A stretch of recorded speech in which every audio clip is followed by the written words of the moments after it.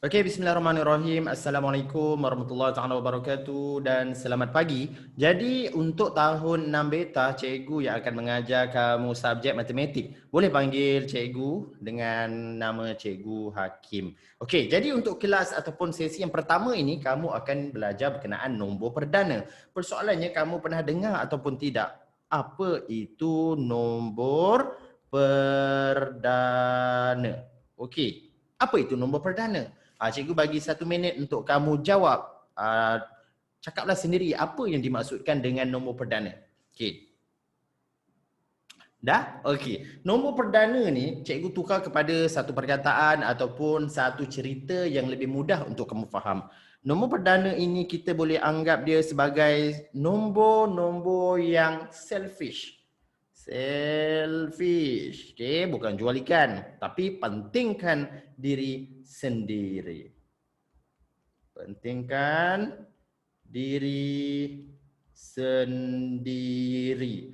Ataupun mudah kita kata kedekut lah, kedekut tak hidung masin. Sebab apa kedekut? Sebab dia tak mau kongsi dengan nombor-nombor lain.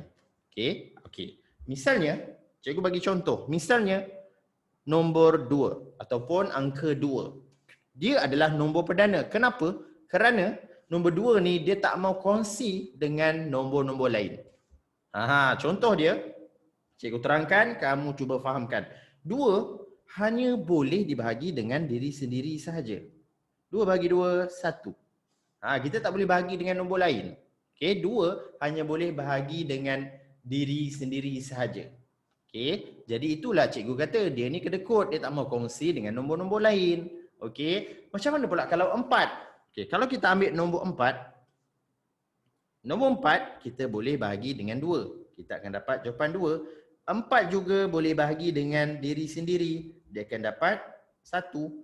Maksudnya kalau 2 tadi dia hanya satu cara saja untuk bahagi. 2 bagi 2 sama dengan 1. Tak ada lain tak?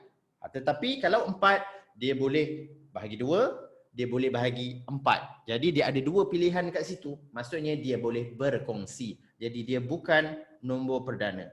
Yang 2 tadi, ya, dia adalah nombor perdana. Okey? Jadi maksudnya untuk kesan nombor perdana ni, kamu kena mahir operasi bahagi. Jadi kalau ada yang tak mahir lagi operasi bahagi, tolong mahirkan. Okey, contoh lain kita ambil 5. Okey, 5. Yang pertama kita tahulah 5 boleh bahagi 5. 1. Okey, bila bahagi diri sendiri kita akan dapat jawapan 1. Okey, jadi sekarang ni 5 ni apa lagi nombor yang kita boleh bahagi dengan dia? Tak ada. Okey, tak ada. 5 tak boleh bahagi. Okey, contoh 5 bahagi 2 tak dapat. Okey, jadi maksud dia 5 juga merupakan nombor perdana. Sebab nombor perdana ni hanya boleh dibahagi dengan diri sendiri sahaja. Yang ini cikgu bagi nota yang kamu boleh hafal. Nombor perdana ini adalah nombor perdana. Okey, yang ini kamu kena hafal. Selain sifar dan 1. Okey, selain sifar dan 1, sifar dan 1 ni confirm bukan nombor perdana. Selain sifar dan 1, nombor perdana adalah nombor yang boleh dibahagi dengan diri sendiri sahaja. Okey. Selain sifar dan 1, nombor perdana adalah nombor yang boleh dibahagi dengan diri sendiri sahaja. Sebab tu cikgu cakap dia ni selfish, pentingkan diri sendiri, kedekut, tak mau kongsi. Okey. Jadi kalau kita ambil cikgu daripada sifar, kita tengok daripada sifar hingga 10. Sifar 1 2 3 4 5 6 7 8 9 10. Okey. Kita tengok daripada 0 hingga 10 ni yang mana merupakan nombor perdana. Okey. Seperti tadi yang cikgu kata, selain 0 dan 1, nombor perdana adalah nombor yang boleh dibahagi dengan diri sendiri saja. Automatik 0 dan 1 bukan nombor perdana. Okey, 0 dan 1 bukan. 2, kita dah tengok tadi contoh. 2 hanya boleh bahagi 2 saja. Jadi dia adalah nombor perdana. 3, boleh dibagi diri sendiri. 1. Apa lagi yang kita boleh bagi? 3 nak bagi apa lagi? Tak ada. Okey, jadi dia juga merupakan nombor perdana. 4, boleh bahagi diri sendiri. Dia boleh bahagi 2. Jadi dia bukan nombor perdana. 5, boleh bagi diri sendiri. Apa lagi yang kita boleh bagi dengan 5? Tak ada. 5 merupakan nombor perdana. 6. Okey, 6 dia boleh bahagi 6. 6 boleh bahagi 2. 6 boleh bahagi 3. Banyak tu. Jadi dia tak pentingkan diri sendiri, maka dia bukan nombor perdana.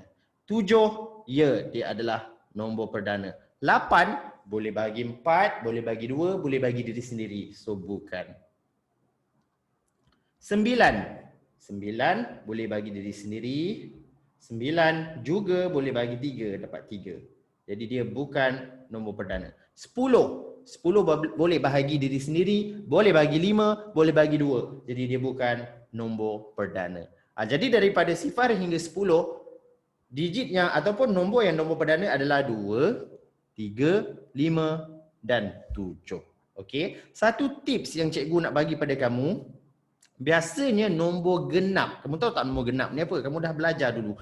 Nombor genap ni maksudnya yang boleh dibahagi dengan 2. Seperti, contohlah cikgu tulis sifar 2. 4, 6, 8, 10, 12, 14 dan seterusnya. Bila dia boleh dibahagi dengan 2, automatik dia bukan nombor perdana. Kecuali 2 itu sendiri. Contoh 22. Kamu jumpa nombor 2 kat situ kan? Dia boleh bahagi 2. Dia adalah nombor genap. Jadi bila dia boleh bahagi 2, 22 boleh bahagi 2, 22 boleh bahagi 11, 22 boleh bahagi diri sendiri. Jadi dia bukan nombor perdana.